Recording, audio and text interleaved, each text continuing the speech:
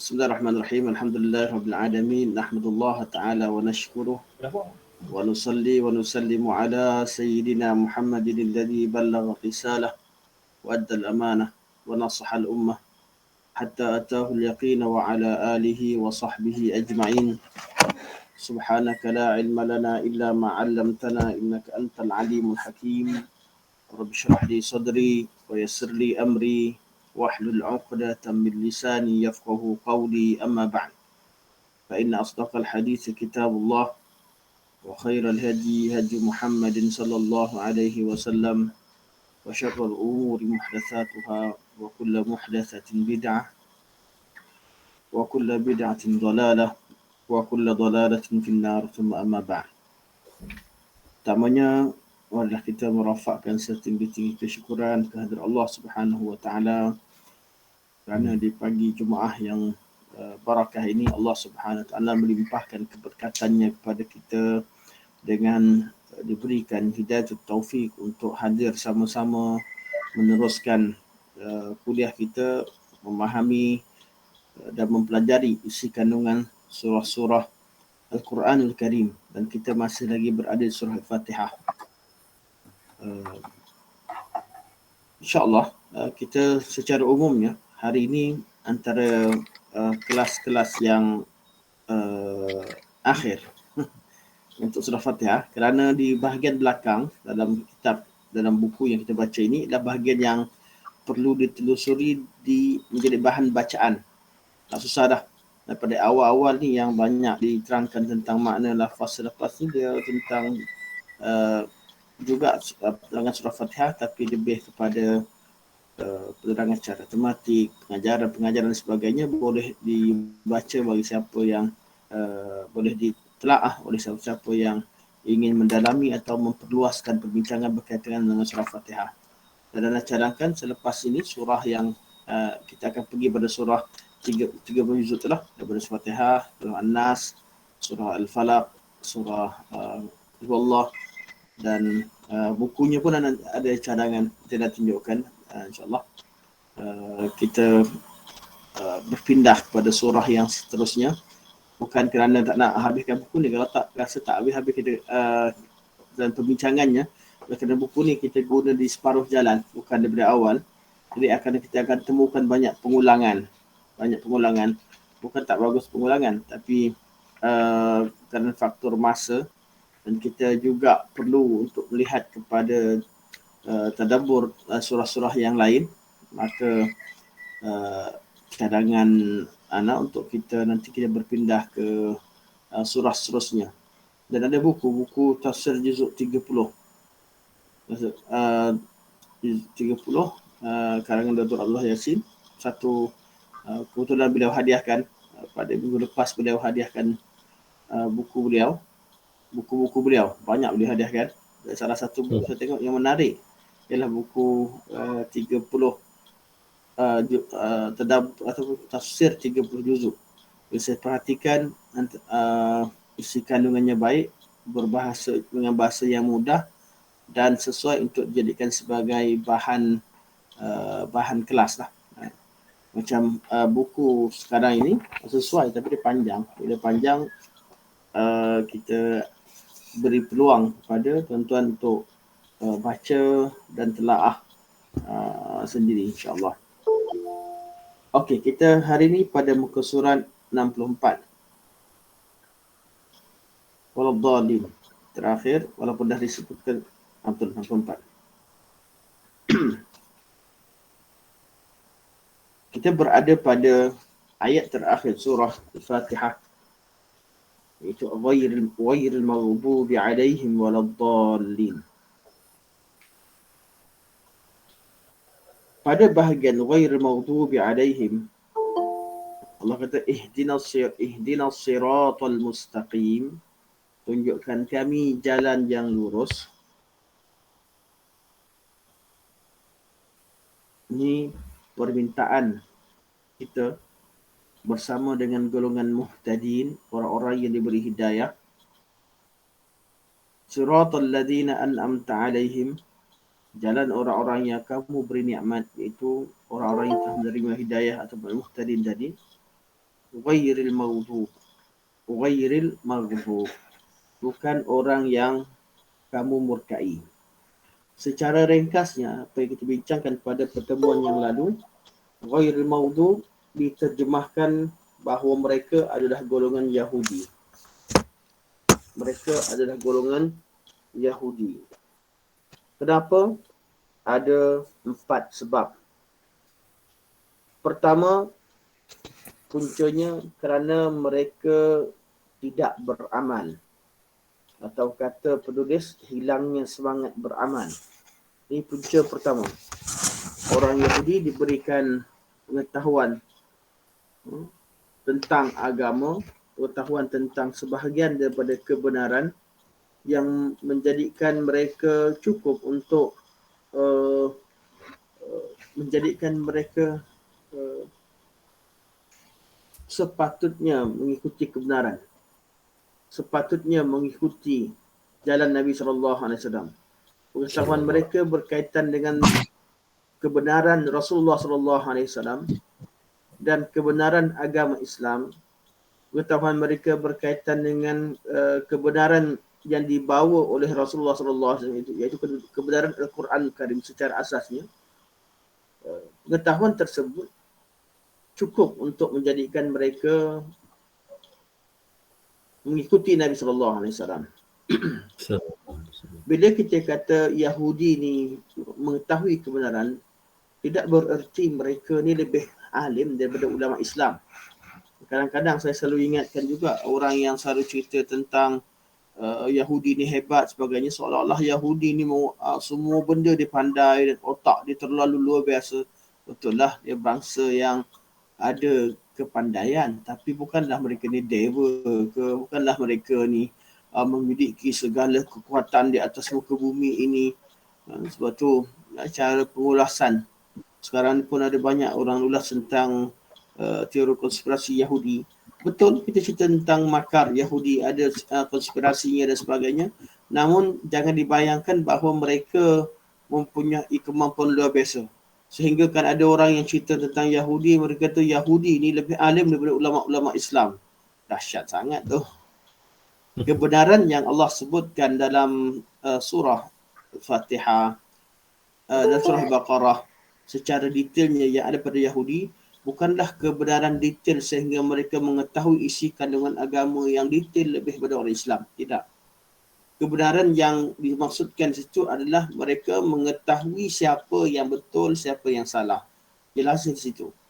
Yahudi tahu bahawa Islam itu betul. Yahudi tahu bahawa Nabi SAW adalah Nabi akhir zaman.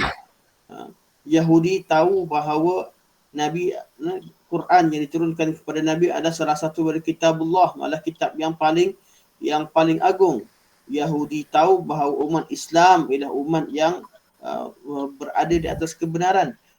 Ini adalah pengetahuan basic yang sepatutnya menjadikan mereka berpindah status daripada al-maghdubi alaihim kepada siratal ladzina an'amta alaihim.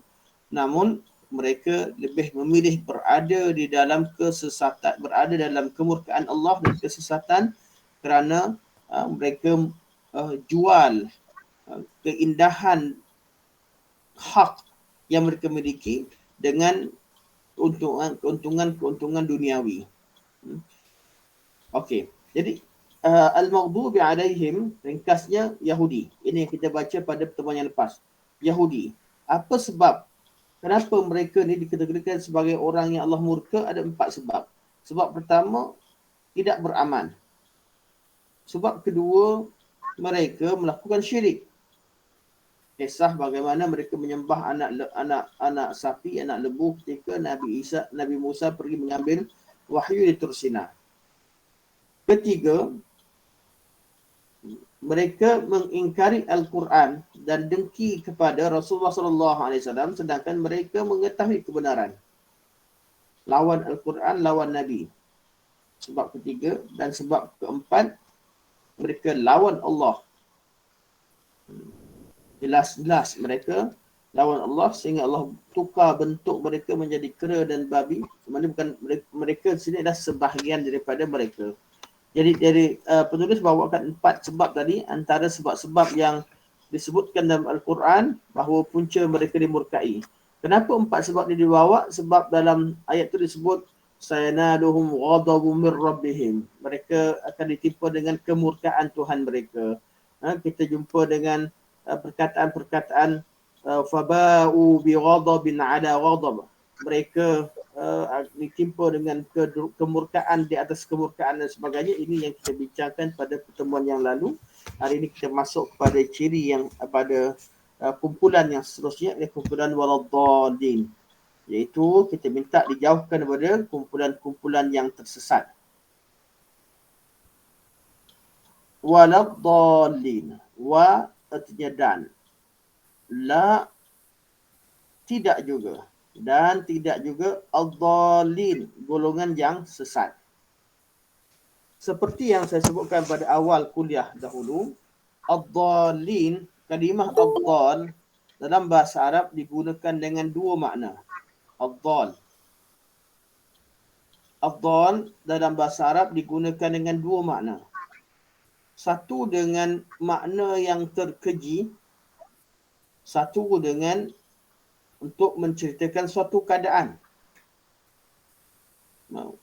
Walau bagaimanapun golongan ad-dall berkongsi, kedua-dua penggunaan berkongsi pada keadaan seseorang yang tidak mengetahui. Erti pertama dhal ialah golongan yang tersesat. Yang kedua dhal, golongan yang bingung. Golongan yang tercari-cari. Mereka ni, keadaan dhal ini mewakili orang-orang yang tidak mengetahui kebenaran. Dan orang yang tak tahu kebenaran ada dua kelompok. Kelompok pertama, kelompok yang selesa di atas kejahilan, tak tahu kebenaran, dan mereka jadikan kejahilan mereka itu sebagai gaya hidup. Ini yang saya ceritakan berkaitan dengan golongan ateis. Atheism adalah golongan yang tidak mengetahui, tidak kenal Tuhan. Hati mereka meronta untuk mencari Tuhan. Namun mereka selesa dengan ketidakpengetahuan mereka tentang Tuhan dan mereka menjadikan kelompok mereka sebagai kelompok atheism yang tidak mengenal Tuhan atau menafikan kewujudan Tuhan. Oleh kerana mereka jahil, mereka nafikan apa yang mereka jahil, mereka tutup pintu. Sekadar ni, tak perlu kita cari Tuhan. Kita nak cari Tuhan tak akan jumpa. Tutup pintu dan patternkan. Letakkan kumpulan mereka sebagai satu kumpulan bahasa kumpulan jahil lah, kumpulan jahil tentang Tuhan asalnya, tapi mereka letak dengan nama-nama yang baik. Di kalangan mereka ada golongan yang tidak tahu. Mereka tahu bahawa Tuhan ini, alam ini mesti diciptakan oleh Tuhan. Tapi apakah Tuhan tersebut mereka tak tahu. Mereka hanya tahu ada something yang ciptakan, mereka namakan mereka sebagai somethingism. Kat sini jadi masalah. Apabila kejahilan itu dipatternkan, dijenamakan. Apabila kejahilan tadi, bila seseorang itu dia jahil dan dia merasa selesa dengan benda jahil dan menjadikan kejahilan itu sebagai satu pemikiran yang menjadi anutannya. Dan ini bersesuaian. Kenapa saya ulas benda ni semula? Kerana bersesuaian dengan mesej yang dihantar oleh Aunty Hamidah semalam. Tak silap saya, Aunty Hamidah yang hantar semalam. Rahimah. Aunty Rahimah. Okey. Okay. Jadi berkaitan dengan satu anti Quranis ataupun golongan Quraniyun, okay, yang terlibat dengan kumpulan Quraniyun. Jadi kalau nak tahu siapakah Quranis atau Quraniyun, mereka salah satu pada golongan ad-dallin.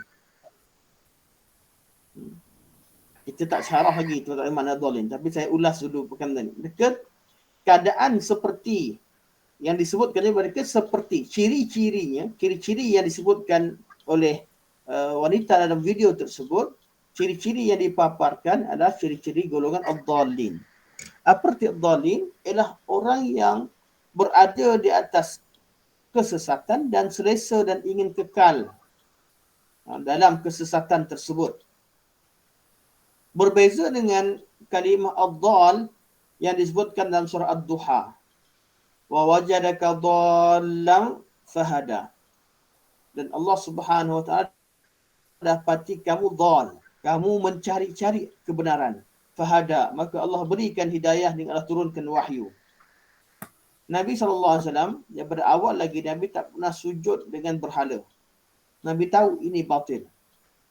Daripada awal lagi Abu Bakar tak pernah sujud dengan berhala. Antara orang-orang yang sejak pada awal lagi mengetahui bahawa penyembahan berhala adalah satu perkara yang batil. Dan berhala-berhala tersebut tidak layak untuk disembah. Dan golongan begini wujud dalam masyarakat Arab. Cuma untuk mereka mengenal kebenaran, mereka perlu pada usaha. Perlu cari. Wujud dari kalangan mereka yang cari seperti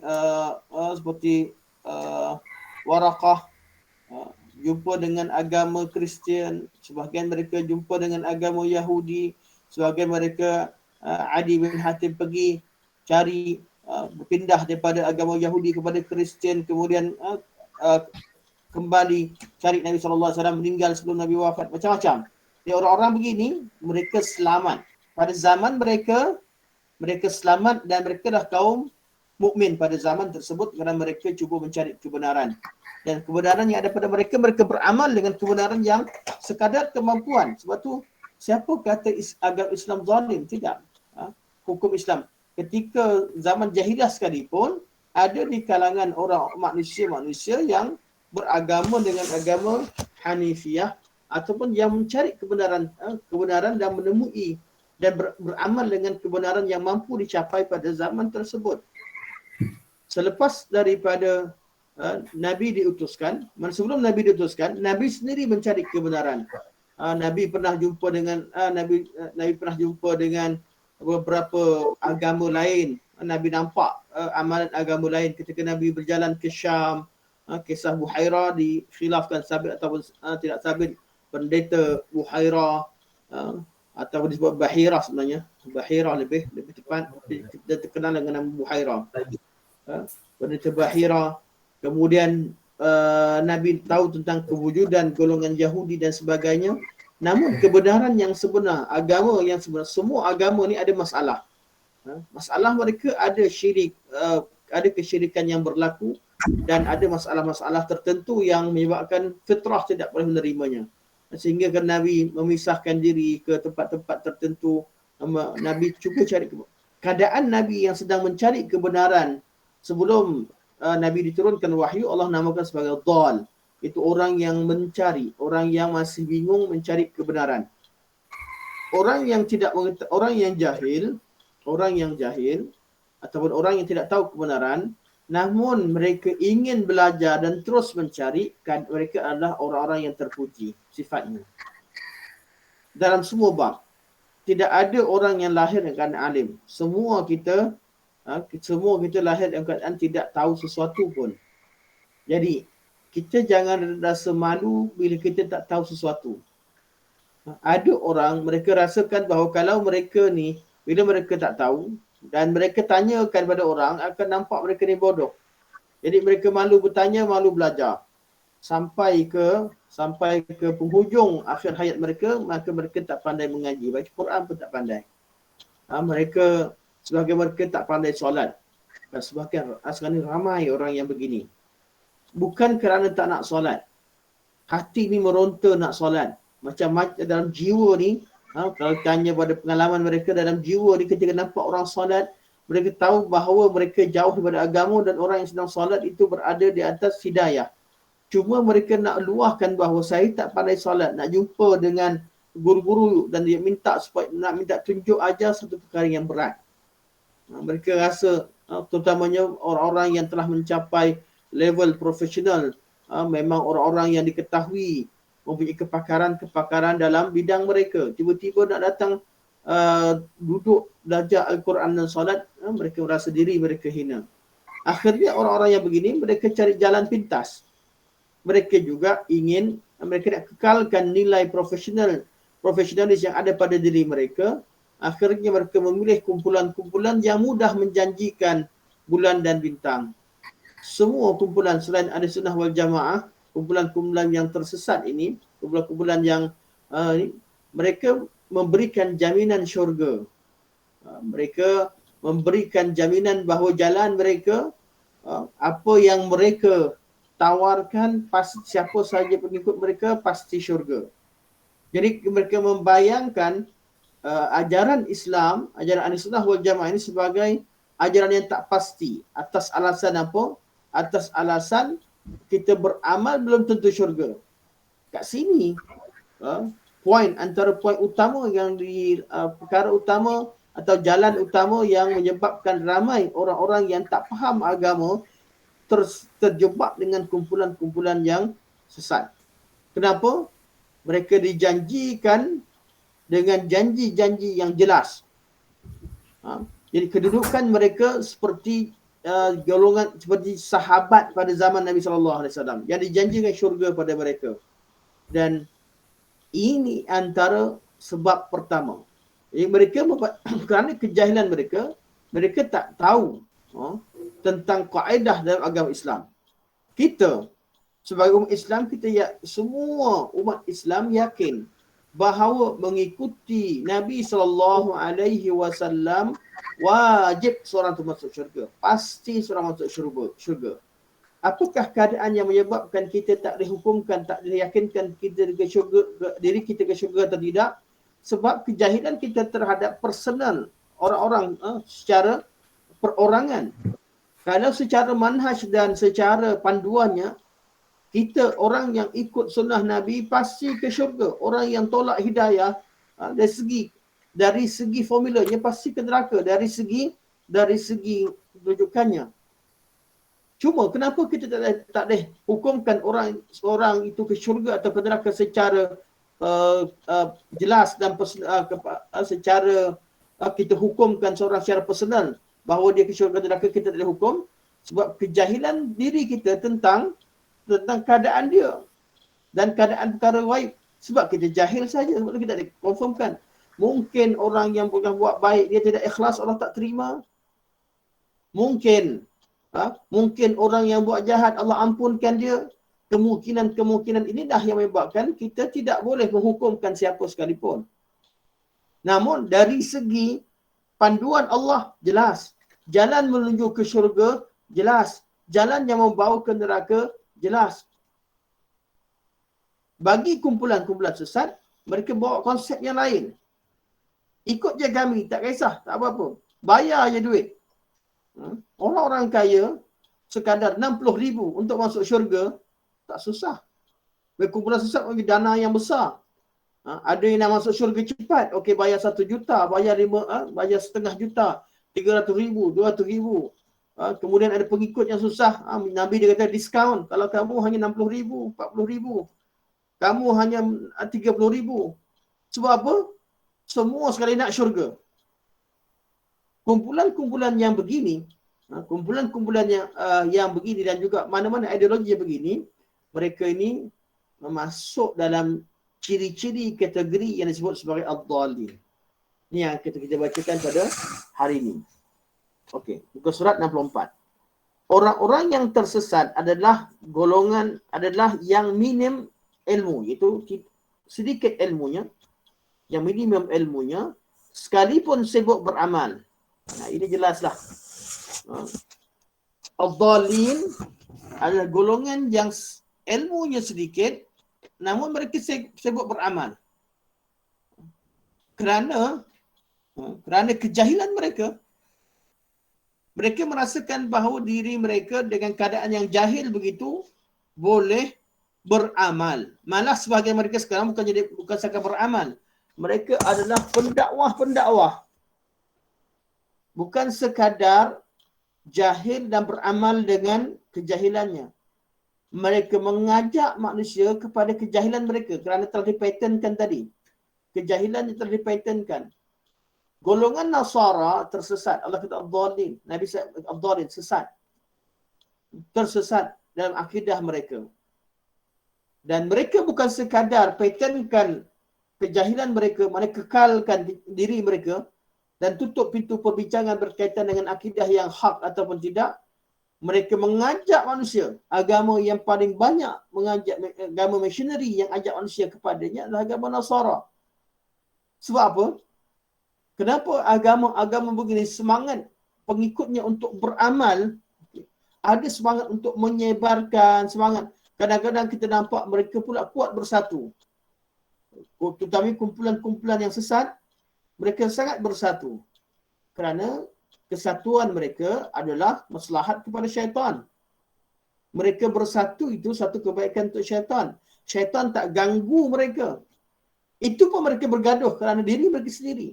Syaitan, bila ada satu kumpulan-kumpulan yang berkumpul di atas kesesatan kejahatan, itu awliya mereka, wali-wali syaitan. Jadi syaitan tak akan ganggu. Syaitan malah cuba cari jalan supaya makin bersatu, kerana dengan persatuan kumpulan yang sesat, kumpulan yang jahil dan sebagainya, mereka akan menjadi musuh kepada umat Islam. Berbeza daripada umat Islam. Kita ni, kita sentiasa menjadi bahan, jadi tempat syaitan memecah belahkan kita. Syaitan akan fokus kepada orang Islam. Kerana bersatunya umat Islam akan menyebabkan ajaran-ajaran syaitan diperangi. Menyebabkan ideologi yang dibawa oleh syaitan akan sirna, akan hilang. Tentu syaitan, daripada bila kita nak buat baik sahaja, syaitan akan kacau. Bermula daripada baru nak berkahwin, dua pasangan nak berkahwin, nak bernikah, syaitan kacau. Sebab apa? Dengan perkahwinan akan menghalangnya terjadinya perzinaan antara dua orang tersebut. Padahal masih banyak lagi. Ada ruang lagi zina di tempat yang lain. Tapi syaitan sedih. Sebab apa? Ada jalan halal untuk seseorang itu melepaskan hawa nafsunya. Syaitan sejak pada awal kerjanya halang manusia bersatu di atas kebenaran. Kalau begitu, kalaulah suami isteri yang berkahwin, syaitan pun kacau, macam mana dengan AJK Masjid? Taklah cerita yang besar dulu. AJK Masjid dulu. Bila kita duduk dalam, sama-sama orang baik dalam kampung, nak buat kebaikan, syaitan akan datang. Walaupun dalam satu organisasi yang sangat kecil. Berlaku salah faham, berlaku bermasa muka. Untuk apa? Untuk buat benda baik. Berlaku perbezaan pandangan antara ustaz-ustaz. Perbezaan pandangan memang wujud. Tetapi perpecahan itu yang diharamkan syarak. Perbezaan pandangan yang membawa kepada berakhir dengan watawasau bil haq, dengan berpesan-pesan kepada kebenaran, ini satu perkara rahmat. Berbeza tapi rahmat. Oleh kerana kita berbeza, kita dapat tahu sisi pandang daripada pihak yang lain. Kadang-kadang banyak benda yang kita dapat yang kita tak perasan. Ilmu tu berkembang. Kerana kita berbeza, maka kita nampak sisi pandang orang lain. Kadang-kadang kebenaran berada di pihak mereka. Perbincangan-perbincangan ilmiah dilakukan menyebabkan dunia ilmu itu berkembang. Kerana bermula daripada perbezaan pandangan. Namun perpecahan adalah satu perkara yang terkeji sampai bila-bila. Sebab tu dah berbeza, lain maknanya dengan berpecah. Iftiraq ni lain. Khilaf lain, ikhtilaf lain. Dia perbincangan dari segi istilah. Pasal mudah kita berbeza pandangan, berbeza dengan berpecah. Berpecah. Soalan, balik semua daripada soalan yang makcik tu bawa.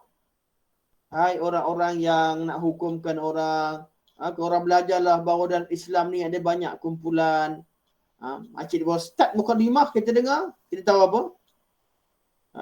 Mukadimahnya nampak betul, tetapi dibawa pada tempat yang salah. Dalam Islam, banyak kumpulan. Betul? Banyak kumpulan. Tapi adakah kebenaran berada pada semua kumpulan?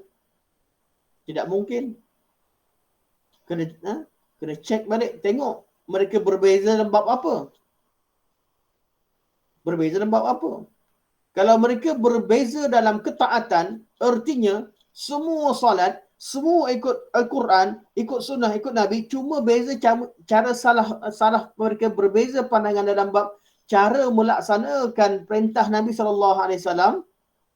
Artinya mereka kalau mereka solat, mereka beza. Nak baca Fatihah kuat ke perlahan? Contoh. Kedua-duanya sunnah Nabi. Yang mana lebih banyak kita amalkan? Ya, perbezaan tersebut tidak menyebabkan perpecahan. Kalau berlaku perpecahan sebab kejahilan, tak nak bertolak ansur pada tempat kita boleh bertolak ansur. Kenapa perlu bertolak ansur? Sebab kedua-duanya sunnah Rasulullah SAW.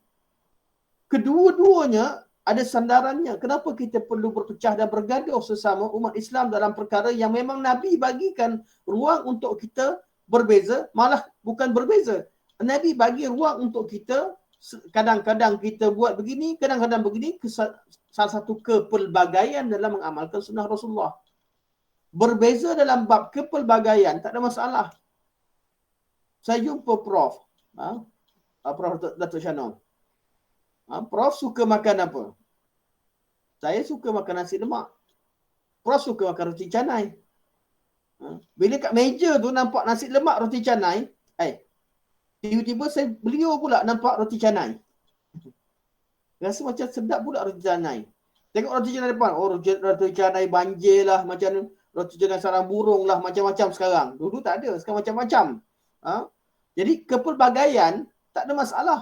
Hukum asal boleh makan. Hukum asal adalah Islam suruh kita makan. Jaga diri. Benda asal kita, tajuk kita makan. Kepelbagaian tak ada masalah. Di dalam masalah agama, dalam perbezaan-perbezaan fiqhiyah, masalah-masalah fiqh yang memang ada dalilnya, masing-masing ada dalil, cuma perbezaan dalam cara pandang tertentu, pelbagai sebab menyebabkan berbeza. Perbezaan tersebut perbezaan yang tidak menyebabkan manusia berpecah. Sebab itu dinamakan masalahnya furu'. Contoh. Kita test sikit. Solat ni, kita solat. Kewajipan solat, ini perbezaan yang asas ke atau furu'?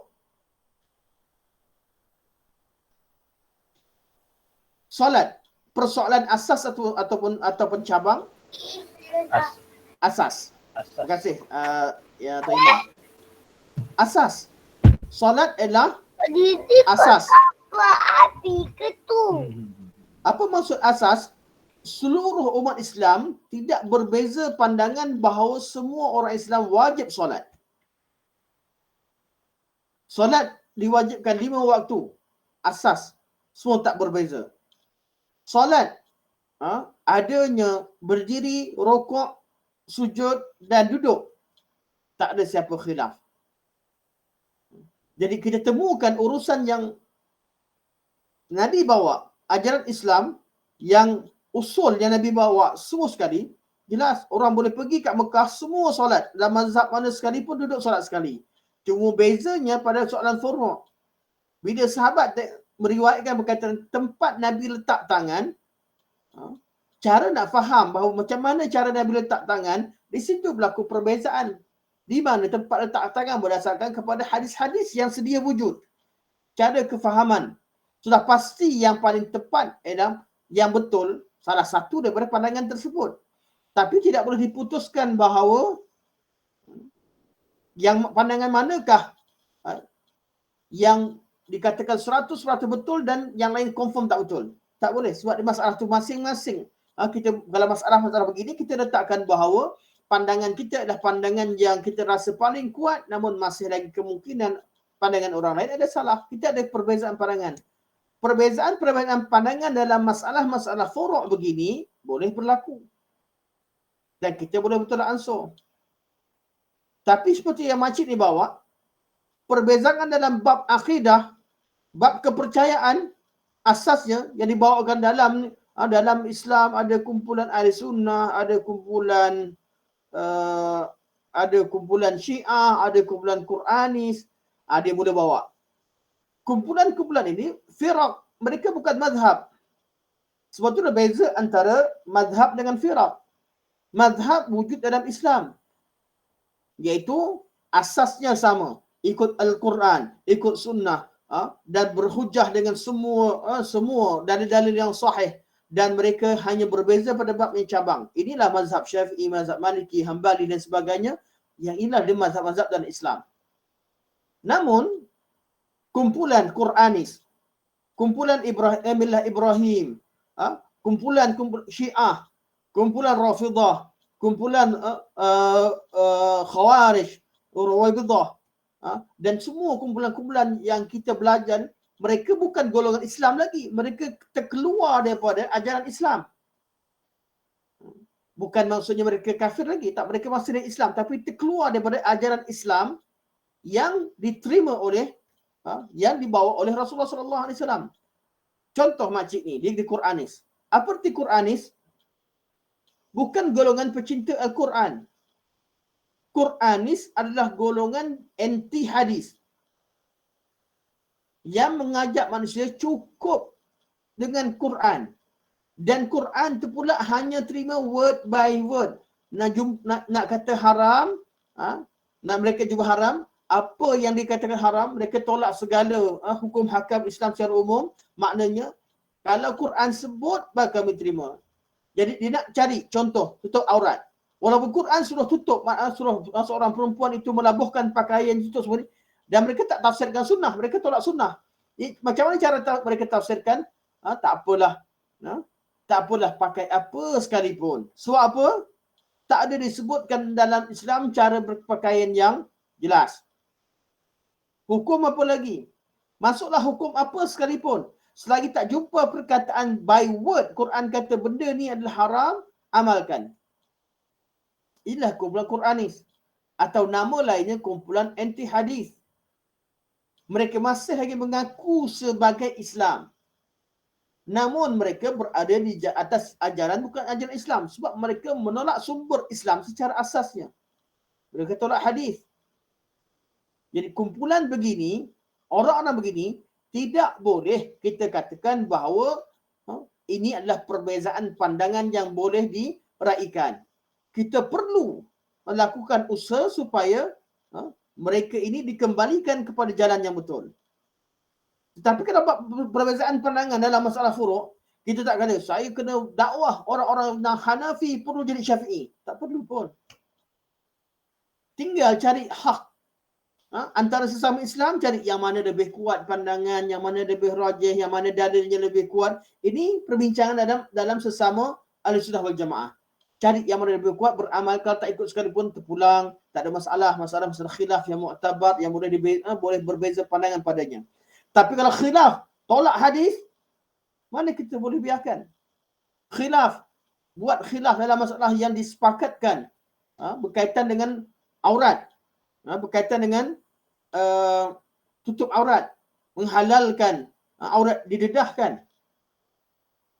Kita tak boleh biarkan. Menolak pandangan-pandangan salaf secara umum. Kalau hadis pun dia tak terima, macam mana dengan pandangan salaf? Lebih jauh dia tak terima.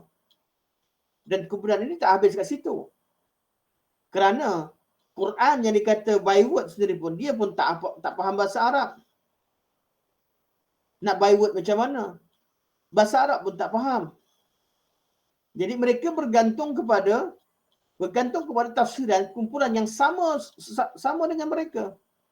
Yang pergi pada orang Arab, cek pada geng-geng Arab yang jahil, yang sama tak tolak hadis, jadilah Quranis seperti mana Quraniyun yang ada di Mesir, kebanyakan Mesir, Pakistan, dua negara yang banyak kumpulan Quraniyun. Golongan anti hadis. Kalau rujuk kepada, mereka tak nak pergi lagi kepada kumpulan al-hadis. Kumpulan mereka tak pergi pada kumpulan Quraniyin, anti hadis. Mereka duduk sesama mereka, akhirnya mereka lebih seronok menafsirkan Quran dengan Quran ditafsirkan bukan dengan bahasa Arab, tapi ditafsirkan dengan nombor-nombor, ditafsirkan dengan bentuk-bentuk huruf. ditafsirkan dengan pelbagai perkara yang betul lah disebutkan oleh, akhirnya mereka cenderung kepada kumpulan batiniah yang menjadikan nama Muhammad itu adalah manusia, atau dikatakan Allah. Saya tak nak sebut, tapi sebenarnya agama mereka katakan Allah itu sebenarnya maksudnya kemaluan dan sebagainya. Waliyahzubillah. Kumpulan-kumpulan begini akhirnya mendapat tempat pada orang-orang yang jahil tak nak belajar. Asalnya nak kembali pada agama. Tahu mereka tak tahu. Mereka tahu bahawa mereka tidak tahu bahasa Arab, tak tahu mengaji. Dan mereka ini perlu kembali pada agama. Tapi kerana malu, tak nak duduk mengaji, tak nak belajar, nak balik agama, rasa mereka terlalu jauh dan susah, dan mereka terpaksa bermula daripada bawah, terpaksa jadi seperti kanak-kanak yang mula belajar Al-Quran semula, menjadikan mereka hina. Mereka tengok rupa-rupanya, dalam Islam ada mudah jalannya. Quran ni jadi susah, nak kena belajar, kena ikut orang Arab, susah. Quran bukan untuk orang Arab saja, dia boleh keluar syubhat-syubhat, dia terima. Quran untuk seluruh alam. Jadi kenapa perlu faham bahasa Arab, ikut orang Arab? Itu bangsa Arab. Kita Quran yang ada, hidayah kepada kita, kononnya hidayah pada kita adalah kena mengenali Quran dengan cara kita. Jadi mereka carilah guru-guru Melayu, Nabi-Nabi Melayu, atau orang-orang yang dapat ilmu kasyaf direct dari kumpulan Melayu yang tahu rahsia Al-Quran dengan sendirinya. Wujudlah penafsiran Quran berdasarkan kepada batiniah. Batin. Tafsiran batin ialah tafsiran yang tidak berdasarkan kepada makna Al-Quran, tetapi tafsiran yang diketahui secara direct oleh guru tadi, kononnya dapat direct daripada Allah Subhanahu Wa Taala. Mereka kira huruf ada berapa, mereka kira. Kalau yang kira huruf, kira perkataan dengan tujuan untuk tafsir dengan jelas, dengan betul, dengan kaedah yang benar, tak ada masalah. Tapi mereka asas pada golongan batiniah ialah kejahilan mereka dalam agama, dalam menafsirkan Quran, ikut kehendak mereka, dan mereka hanya bergantung pada nombor-nombor dan sebagainya. Akhirnya wujudlah daripada asas ini jadi tukang tele. Quran mengajarkan kita sebenarnya akan berlaku kiamat pada hari sekian dan sekian, pada tarikh sekian dan sekian, kerana pada surah sekian, pada tahun sekian, begini dan begitu. Macam-macam tafsiran daripada dulu sampai sekarang datang dari golongan yang asalnya golongan yang paling jahil dalam agama, dan mereka tak nak duduk bawah, mereka nak duduk ke atas. Akhirnya mereka level sama kononnya dengan orang yang faham bahasa Arab, dengan orang hafal Quran, orang yang begini. Mereka akhirnya kejahilan mereka dipatenkan. Mereka kata kita sama sebenarnya, kita berbeza hanya pada kumpulan-kumpulan Islam banyak. Maka kita perlu bertolak ansur. Sebab tu kumpulan inilah yang selalu ajak bertolak ansur di atas kejahilan mereka. Perkataan betul, bertolak ansur, tapi sepatutnya di tempat yang benar, tapi digunakan untuk mengiyakan kesesatan-kesesatan yang dibawa oleh kumpulan-kumpulan mereka. Okey, kita balik kepada teks. Orang-orang yang tersesat adalah orang yang minim ilmu sekalipun sibuk beramal. Amal tanpa ilmu bagaikan berjalan tanpa mengetahui alamat ataupun peta dan navigasi perjalanan. Pada akhirnya hanyalah kesesatan dan kebingungan. Orang Nasrani memiliki karakteristik ini. Hal ini dipahamkan berdasarkan pada Al-Quran yang membahas tentang hakikat kenabian Isa ibnu Maryam. Allah Subhanahu wa taala menegaskan firman-Nya, A'udzubillahi minasyaitonir rajim. Qul ya ahlal kitab la taghlu fi dinikum ghairal haqq wa la tattabi'u ahwa'a qaumin qad dhallu min qablu wa adallu katsiran wa dhallu an sawa'is sabil. Wahai ahli kitab, katakanlah kepada mereka, wahai Muhammad, wahai ahli kitab, jangan kamu melampau berlebih-lebihan dalam agama kamu tanpa petunjuk kebenaran, dan jangan kamu ikut ahwa'a qaumin qad dhallu, yang kamu ikut keinginan hawa nafsu golongan yang telah tersesat sebelum kamu. Wa adallu katsira, dan telah menyesatkan ramai manusia. Wa dhallu an sawa'is sabil, dan mereka semua tersesat dari jalan yang lurus. Okey, ini semua kita baca sekali baca. Makna bahawa orang Yahudi dibenci dan dimurkai dan orang Nasrani adalah yang tersesat dapat ditemukan dalam penafsiran Nabi SAW terhadap kedua kata tersebut. Nabi bersabda, an Adi bin Hatim qala sa'altu Rasulullah SAW an qaulillah ghairil maghdubi alaihim qala humul yahudu waladdallin qala an-nasara humud dallun. Adi bin Hatim kata, aku pernah bertanya kepada Rasulullah sallallahu alaihi wasallam tentang firman Allah, ghairu maghdubi alaihim. Nabi berkata, humul yahud, mereka adalah golongan Yahud. Waladdallin, golongan yang sesat siapa ya Rasulullah? Nabi kata, an-nasara humud dallun. Nasrani adalah golongan yang ad-dallun. Okey. Ini adalah makna al-maghdubi alaihim dengan ad-dallin berdasarkan kepada tafsiran Nabi sallallahu alaihi wasallam. Secara umum, penyebutan Yahudi sebagai percontohan dalam masalah penyimpangan dari jalur hidayah sebagai akibat dari kemalasan dalam beramal. Okey, saya ringkaskan kerana panjang.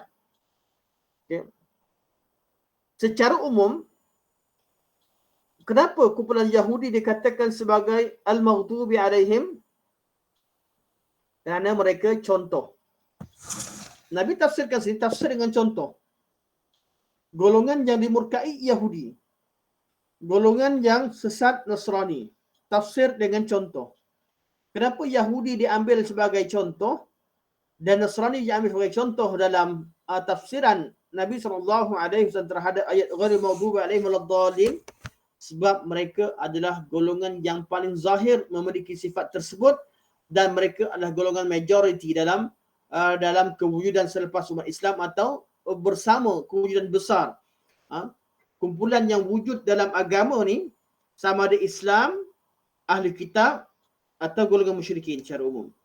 Ahli kitab bersama musyrikin, mereka lebih ramai. Namun dalam kalangan golongan selain pada agama Islam, golongan Yahudi dan Nasara adalah golongan yang paling ramai. Sampai sekarang terbukti mereka kumpulan yang paling ramai. Jadi Nabi bagikan contoh pada kumpulan ini kerana mereka paling ramai dan ajaran mereka itu tersebar luas, dikenali oleh pengikut mereka dan orang-orang yang tidak mengikuti mereka. Contohlah kita cerita tentang agama Kristian. Dikenali tentang Kristian, orang Islam pun tahu tentang Kristian, orang Yahudi pun tahu tentang Kristian, orang Buddha, Hindu semua tahu tentang Kristian. Berbeza daripada cerita tentang agama Sikh, agama Shinto, agama-agama lain orang tak kenal. Perlu orang tu kaji, belajar jauh. Sebab tu lebih mudah. Secara praktikalnya Nabi buat contoh, terutama orang Arab pada zaman tu, kalau cerita tentang Hindu, Buddha dan sebagainya, mana orang Arab faham, kenal macam mana Hindu, Buddha, mana semua sekali. Cerita berkaitan agama Shinto ke orang Arab zaman tu tak faham. Jadi nak faham ke orang Arab kenal, selain daripada mereka yang wujud kat dunia ni adalah golongan Yahudi dan Nasara. Jadi Nabi tafsirkan dengan tafsiran yang dengan memberikan contoh yang mudah difahami. Jadi Yahudi, siapa mereka? Golongan yang Allah murka dengan ciri-ciri yang disebutkan. Nasrani, golongan yang sesat dengan ciri-ciri yang dimaksudkan. Kalau bukan Yahudi Nasrani, tengok mereka berada di atas ciri-ciri yang mana satu.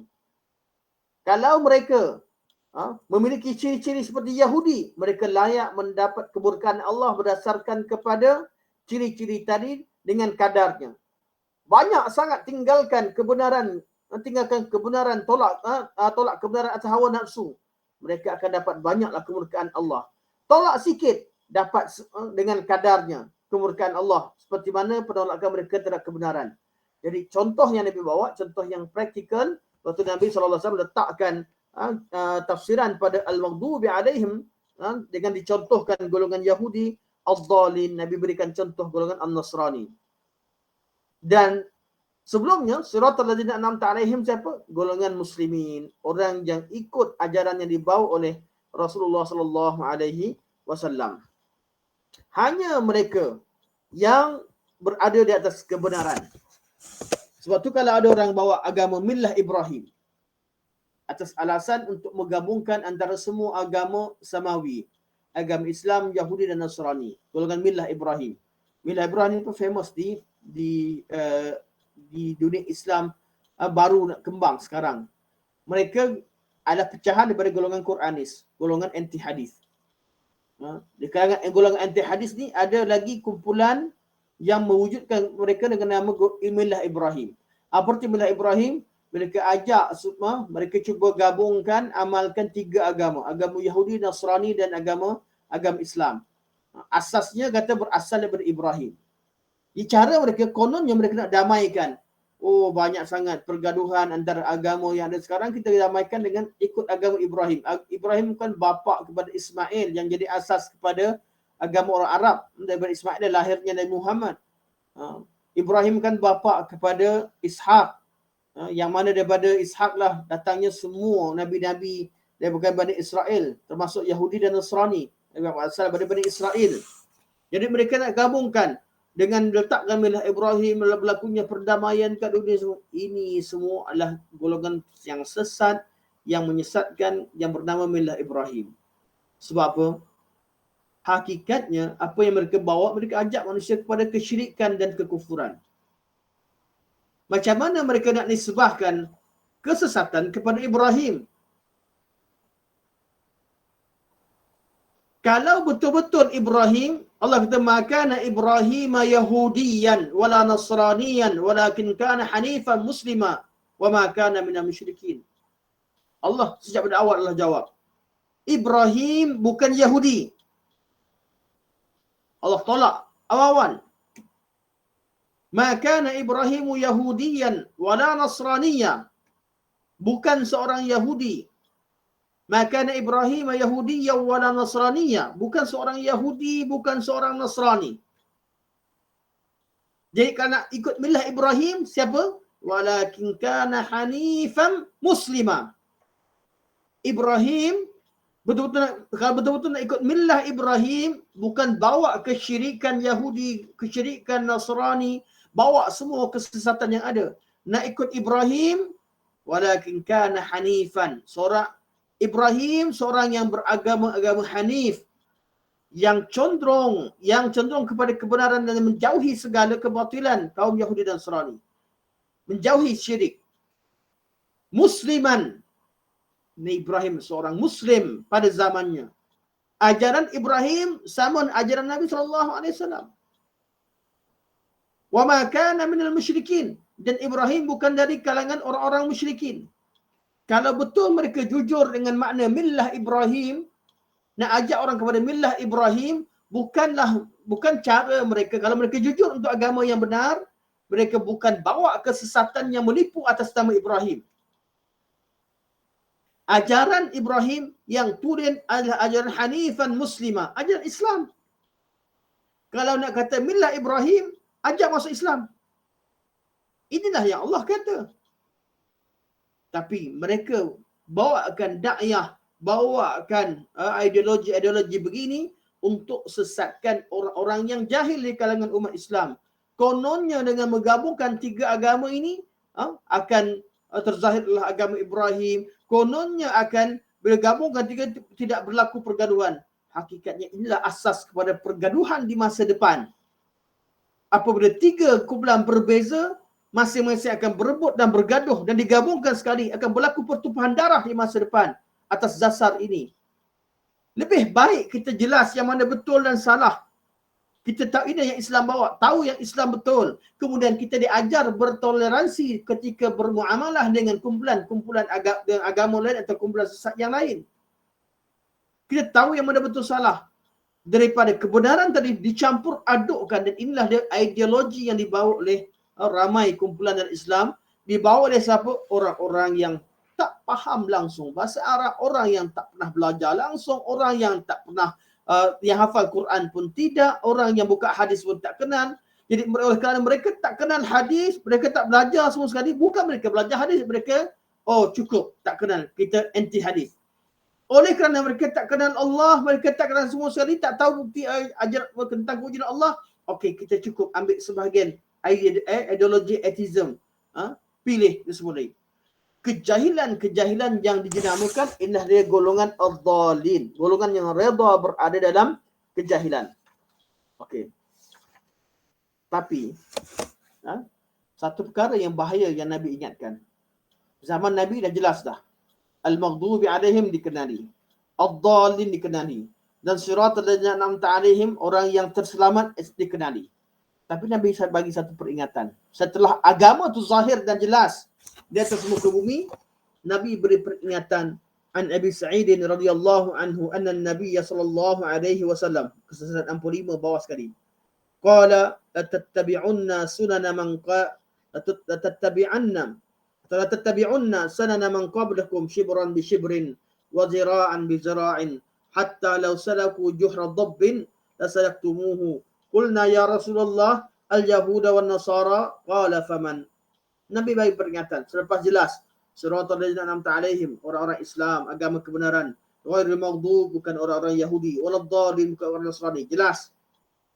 Nabi kata apa? Nabi kata la tattabi'unna sunana man kana qablakum. Nanti di kalangan kalian, itu orang Islam sendiri, akan ikut jejak langkah orang-orang sebelum kamu. Itu dari kalangan Yahudi dan Nasrani yang telah tersesat dengan agamanya.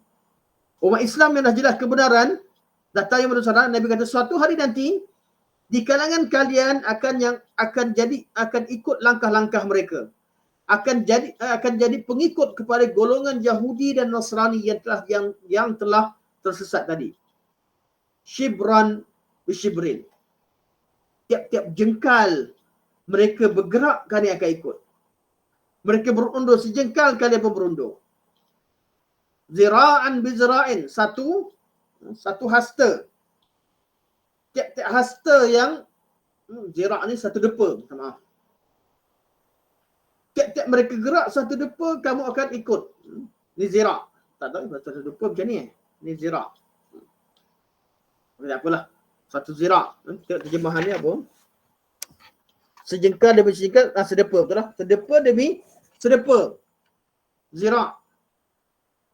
Hatta, sehingga Nabi kata, lau salaku juhra dabbin, kalau mereka masuk dalam lubang dab, pada besar, tapi nak cuba juga nak masuk lubang dab, benda yang mustahil, benda yang paling bodoh, manusia nak masuk lubang dab, tak ada manfaat. Yang kedua, memang tak mampu pun tidak, dan membahayakan.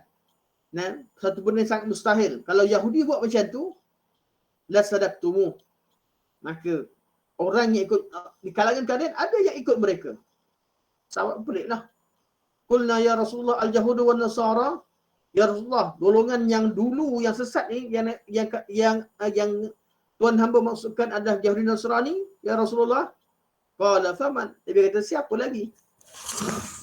Jadi zaman kita, zaman orang yang pergi belajar dengan Yahudi Nasrani, agungkan Yahudi, agungkan Nasrani. Ada orang yang agungkan bila berlaku peperangan antara Yahudi dengan umat Islam di Palestin. Dia berbangga, dia rasa seronok dengan teknologi, sokong Israel kerana teknologi Israel lebih hebat diwujudkan budak-budak. Dia bukan sokong, kebenaran tak ada nilai. Dia siapa betul, siapa salah, siapa teraniaya, tak ada nilai pada sebagian orang. Dia tengok siapa yang kuat, siapa yang hebat, siapa yang ada tentera, siapa yang ada teknologi, kebijaksanaan. Dan ada pula pendakwah-pendakwah Islam yang kononnya jadi influencer untuk orang Islam, pergi ke Israel, buat tentang kelebihan Israel begini dan begitu, kelebihan sana sini.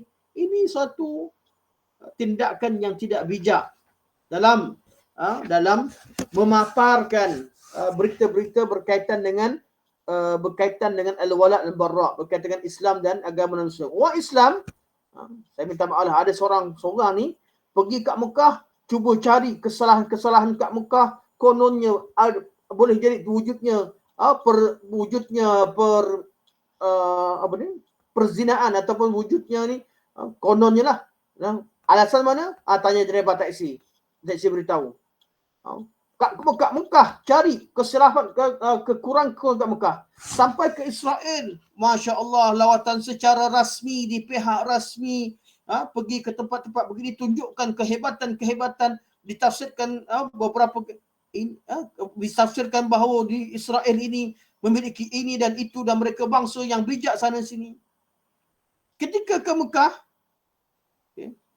pergi cari budak-budak yang di tepi jalan taksi, tanya cukup budak taksi beritahu sikit tentang berita, ada keburukan begini begitu. Itu dibawa dan disebarkan kepada masyarakat sampai kepada golongan Israel dan tempat-tempat ahli batin. Pergi lawatan secara rasmi, tengok di tempat-tempat rasmi. Tak nak dengar suara-suara. Macam mana suara-suara orang awam dan sebagainya. Ini satu kesilapan yang sangat besar. Sebab apa? Sangat rasa kagum dengan Yahudi Nasrani. Kagum. Dan Nabi kata akan ada golongan-golongan yang begini. Dan terakhir, kita tengok pada surah 66. Sebelum kita masuk 67 tu mungkin kita tangguh minggu depan. 66 last sekali. Penafsiran yang okey, saya ringkaskan. Jadi cara pertama ulama tafsir syarah macam Nabi kata al-maghdubi alaihim adalah golongan Yahudi dengan ciri-ciri Yahudi. Golongan al-waladdallin maknanya adalah golongan Nasrani dengan ciri-cirinya yang disebutkan dalam Al-Quranul Karim. Ciri-ciri orang Nasrani. Kalau nak cerita ciri-ciri Nasrani ni detail lah, sangat detail. Saya ada satu kitab ni khas untuk cerita ciri-ciri golongan Yahudi dan Nasrani saja. Tajuk bukan Yahudi, ni Yahudi saja. Ni Yahudi saja. Karangan Dr. Nuruddin Adil, Mujallah Al-Kitab. Ini sahaja baca dalam apa yang ditulis dalam kitab ni berkaitan dengan ciri-ciri Yahudi, kita akan nampak apa yang tercatat, apa yang dibawakan nas-nas berkaitan Yahudi, itulah yang berlaku pada zaman sekarang dan ciri-ciri orang yang kagum dengan mereka. Okey. Jadi orang tafsir pertama, cara mereka ada dua cara mereka tafsirkan mana al-maghdubi alaihim wal-dallin. Cara pertama mereka kata al-maghdubi alaihim adalah Yahudi.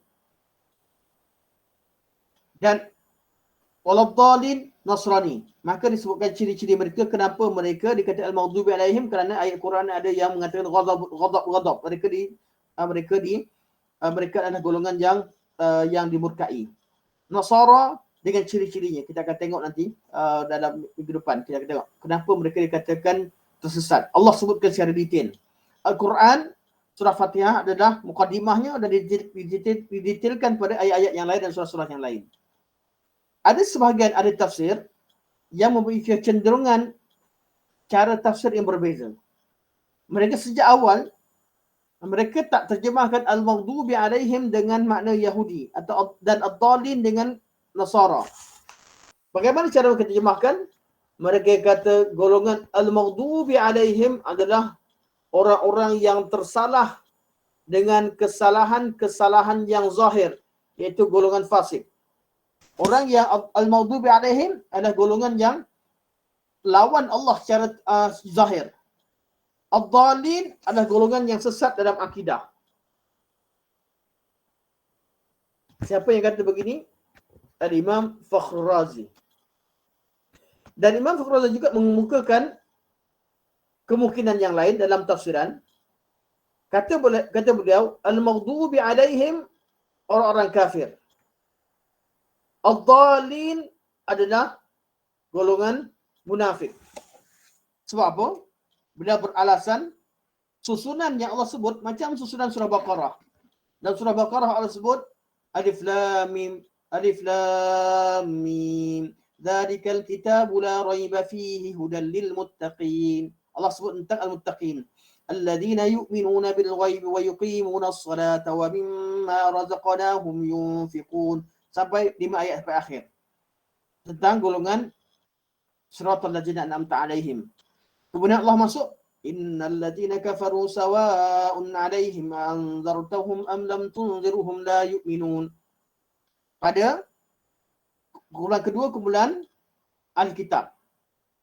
Kemudian Allah mula cerita tentang golongan wa minan nasi man yaqulu amanna billahi wa bil yaumil akhir wa ma hum bimu'minin. Golongan munafik. Jadi Allah sebut al-muttaqin, golongan kafir, munafik. Maka susunannya kata Al-Imam Fakhrul Razi, siratal ladzina an'amta alaihim adalah golongan muttaqin, ghairil maghdubi alaihim ila innal ladzina kafaru, orang kafir, waladdallin adalah golongan munafik. Ini pandangan Al-Imam Fakhrul Razi. Jadi itu pandangan-pandangan yang wujud adalah menafsirkan makna ghairil maghdubi alaihim waladdallin. Cuma yang rajih mana, yang kuat mana? Pandangan, tidak ada pandangan lagi selepas Nabi dah tafsirkan.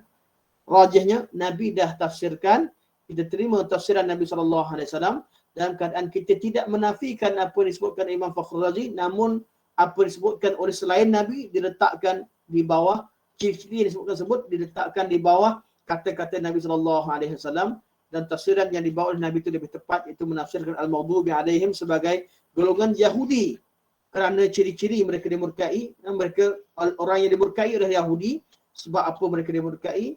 Dan orang-orang yang orang-orang Nasrani, al-dhalin, golongan Nasrani, dan kenapa mereka dikatakan sebagai sesat? Untuk kumpulan ini kumpulan yang majoriti, manakala kumpulan-kumpulan yang lain mereka akan menerima kesesatan berdasarkan kepada sekiranya mereka mengikuti jejak langkah Yahudi dan Nasrani. Ini yang disebutkan juga oleh penulis. Sampai sini insya-Allah pada minggu depan kita akan masuk pada muka surat 67, dan kita akan habiskan pertemuan depan dengan pada surah Fatihah. Banyak lagi sebenarnya, tapi kita nak berpindah pada surah lain insya-Allah, dan saya akan kongsikan tajuk kitab, ataupun kalau kita nak beli, tak tahu lah macam mana, saya bincangkan dengan Profesor Datuk Syana insya-Allah, cara ataupun dengan sahabat-sahabat di cadangan. Buku tu kalau nak langsung dengan Datuk Abdullah sekalipun, tak apa, insya-Allah saya akan kontak dengan beliau. Saya pun banyak bila hadiahkan buku-buku banyak, buku-buku yang menarik untuk kita bincangkan. Seorang yang sangat mahir dalam penulisan, insya-Allah. Okey, kita buka pada perbincangan dan soalan berkaitan dengan tajuk yang kita bincangkan, ghairil maghdubi alaihim waladdallin.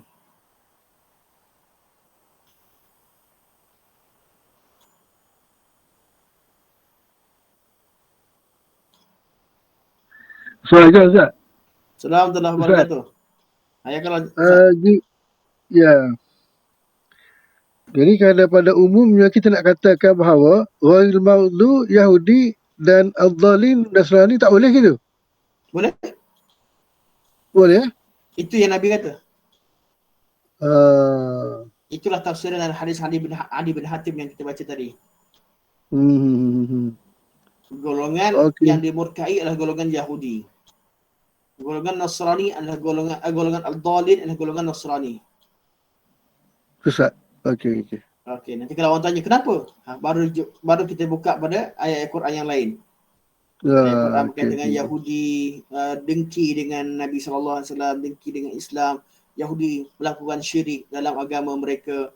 Yahudi tutup kebenaran. Yahudi, dan Allah sebut faba'u bi ghadabin ala ghadab. Allah murka kepada mereka di atas kemurkaan yang sedia ada, Allah murka lagi. Mereka buat suatu kesalahan demi kesalahan akhir ghadab. Jadi kalau nak syarahkan kenapa Yahudi, inilah yang Allah sebut. Jadi golongan yang lain, habis orang bukan Yahudi tak kena ke? Tak, sama. Apabila mereka ikut jejak Yahudi. Okey. Nasrani, kenapa begitu? Bila mereka ikut jejak Nasrani. Orang selain Nasrani dapat mereka juga digelar dengan golongan ad-dhalin sekiranya mereka ikut jejak golongan Nasrani. Iaitu patternkan kejahilan. Mudahnya macam itulah. Jadikan kejahilan. Mereka jahil dan mereka kekal untuk kejahilan. Okey Ustaz. Terima kasih Ustaz. Sama-sama. Assalamualaikum Ustaz.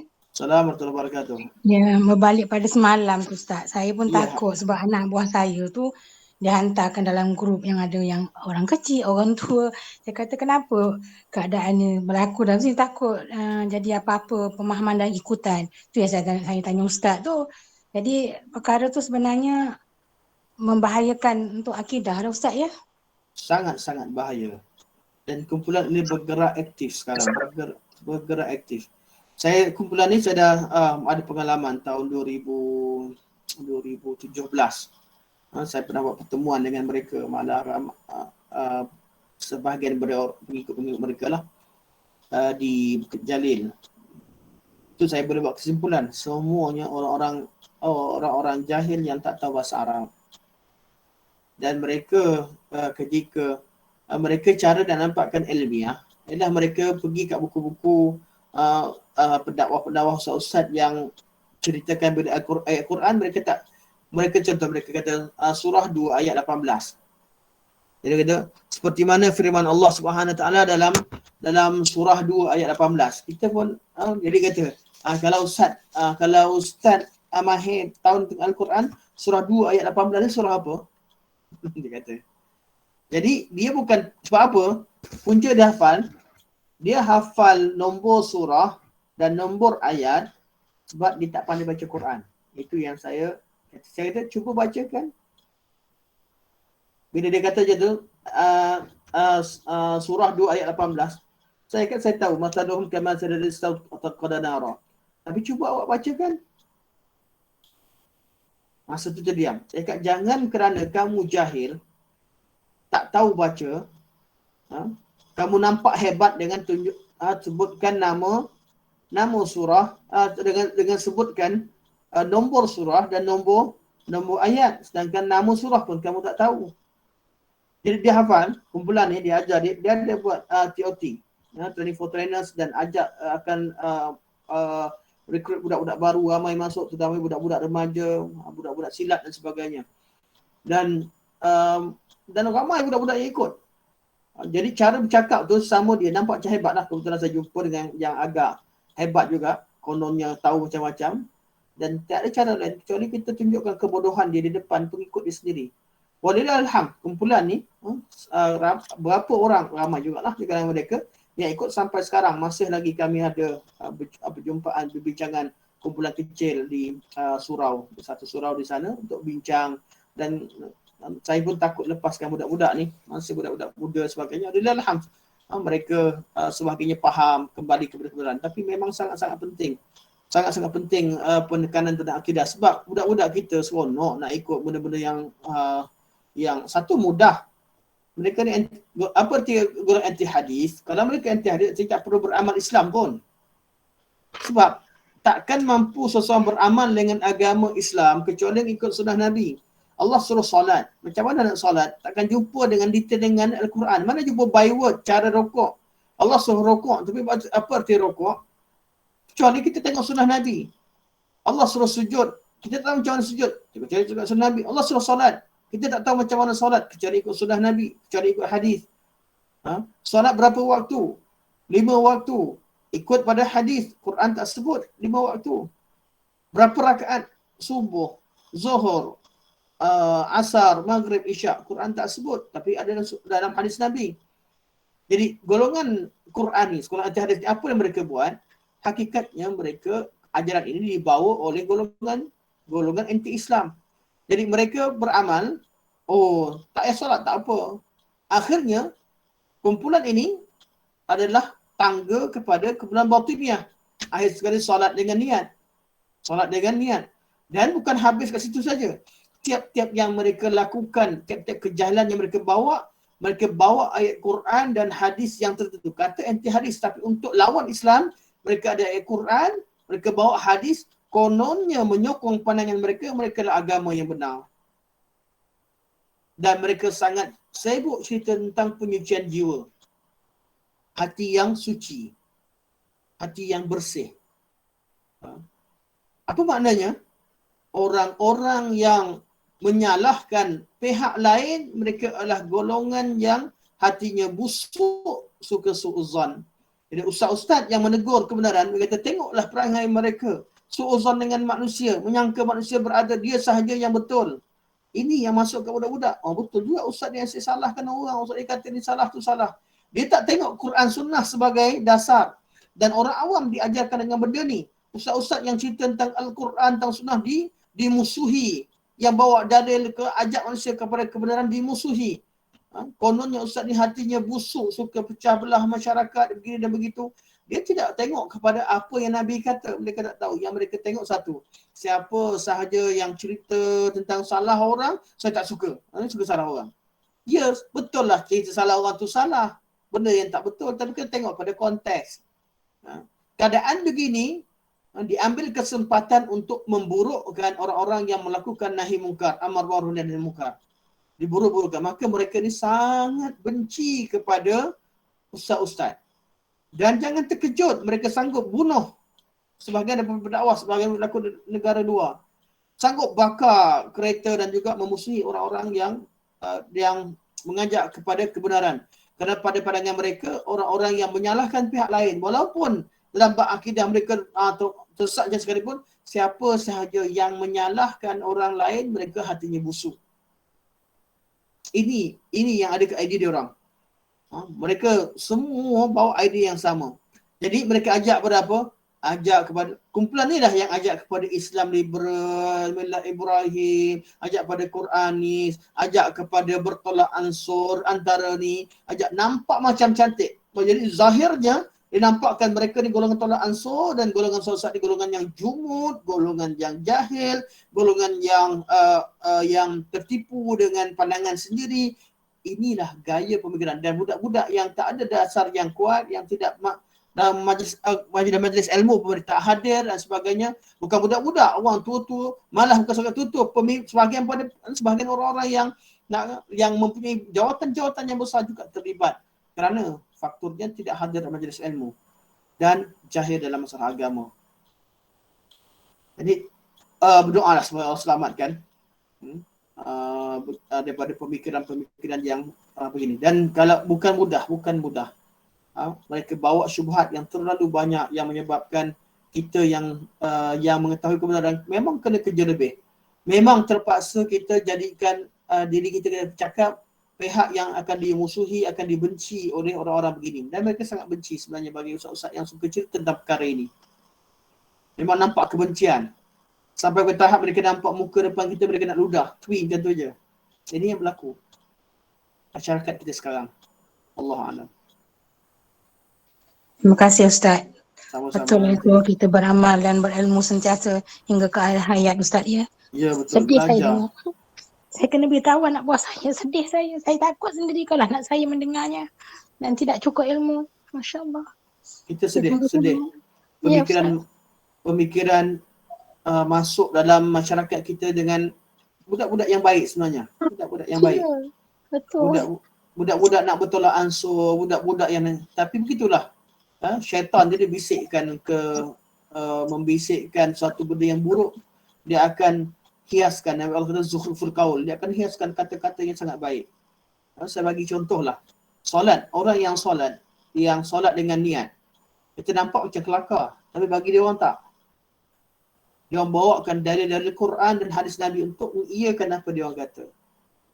Dia kata kalau solat, kita solat macam mana orang Melayu duduk solat, orang Malaysia duduk solat atau orang Arab duduk solat. Tunduk tonggeng menonggeng, kata rukuk sujud itu solat, itulah sebabnya orang jadi riak, sebab menunjuk. Jadi kalau yang ada bahasa Arab sikit, dia kata itu perbuatan solat seperti mana dibuat oleh ramai orang, ada ta'alluqnya dengan mata manusia, ada ta'alluqnya dengan perbuatan, dan perbuatan dilihat oleh mata manusia.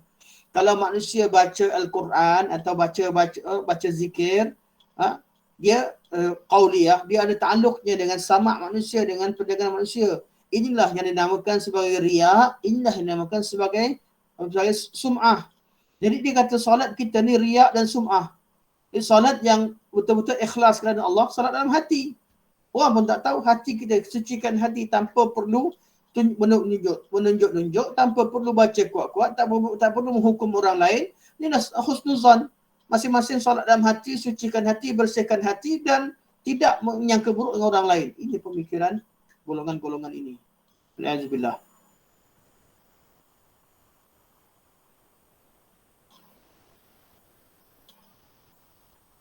Jadi cara mereka bentangkan syubhat bukan mudah. Kita nampak macam sesat. Memang kena belajar. Sebab tu kita memang kena ada pendakwah-pendakwah yang memahami perkara dengan lebih mendalam. Supaya kita dapat terjun ke masyarakat ataupun anak-anak remaja yang membesar ni. Mereka sekarang terima bukan daripada kita. Dia tak hadir kelas kita, tapi dia sentiasa search dalam Facebook, dalam Twitter, dalam Insta. Mereka ada kumpulan-kumpulan WhatsApp yang tersendiri. Di maklumat kita tak sampai pada mereka, jawapan kita tak sampai pada mereka, dan mereka bila nampak kita, dia nampak aku hormat dia sebab dia mak aku, tapi tak tahu apa pun. Dia yang anggap kita sebagai jahil. Aku hormat dia sebab dulu kat sekolah tu ustaz aku, tapi tak ada apa-apa lah ustaz ni. Jadi benda ni balance. Yang terlalu dalam keadaan yang sama, yang ta'assub pada ustaz, pada syekh, pada ni, pakaikan segala nama walaupun yang batil dibawa sekali. Pada masa sama, kumpulan satu lagi yang memperolok-olokkan pendakwah-pendakwah dan sebagainya di atas kejahilan mereka. Dua kumpulan ni betul lah. Tolong, inilah dia gambaran kepada al-maghdubi alaihim ad-dallin. Alhamdulillah. Okey, insyaAllah. Soalan lain?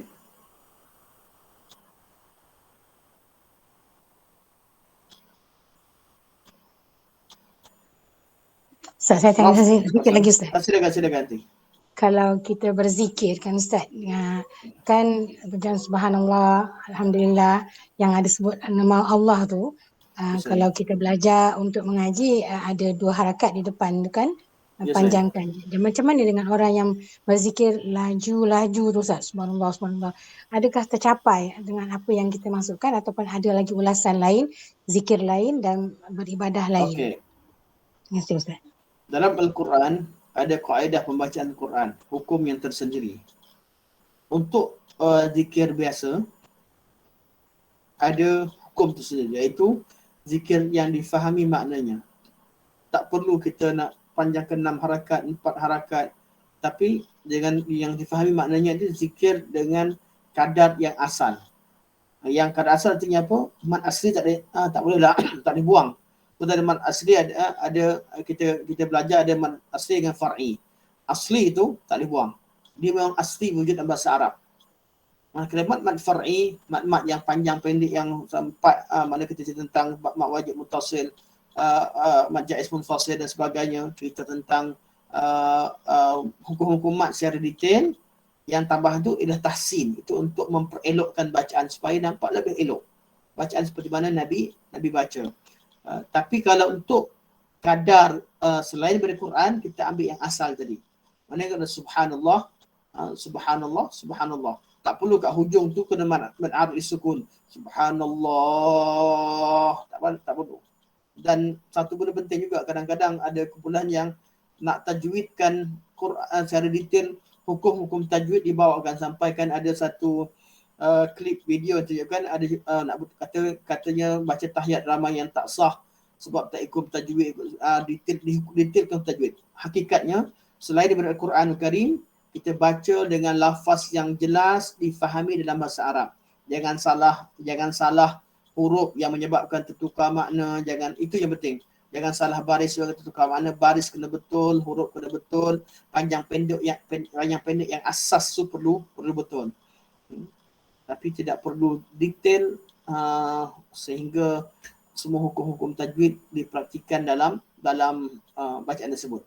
Kalau nak praktis tak ada masalah. Nak praktis untuk tak ada masalah, tapi bukanlah satu perkara yang dituntut erti kata dapat pahala lebih. Tak, praktis itu kesempurnaan dalam bahasa je lah. Asas kepada zikir ikut kaedah bahasa Arab, iaitu zikir kita difahami, tidak lari daripada bahasa. Tak lari daripada bahasa Arab, lafaz zikir yang Nabi ajar dan dipahami bacaan tersebut, itulah cukuplah, itu saja. Allah. Kalau orang yang tak belajar, yalah macam saya belajar orang awam ni, kalau Ustaz belajar sepenuhnya hal-hal agama memang faham dan sentiasa terbawa kan. Kalau macam saya mengakui tak belajar dan tak rajin bertanya, pasti akan keliru dan juga tertanya-tanya. Alhamdulillah saya boleh bertanya dan syukur alhamdulillah saya jumpa Ustaz dalam grup mengaji ni. Terima kasih banyak Allah, ya Allah. Terima kasih Ustaz. Sama-sama.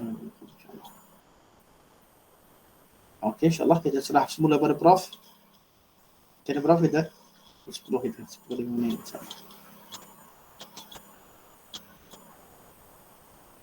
Prof Syaran ada situ? Okay, kalau Prof tak ada, kita tutup untuk sesi. Subhanakallah. Kita tutup dulu insyaAllah. Mungkin tak ada soalan yang lain. Saya tak nampak ni.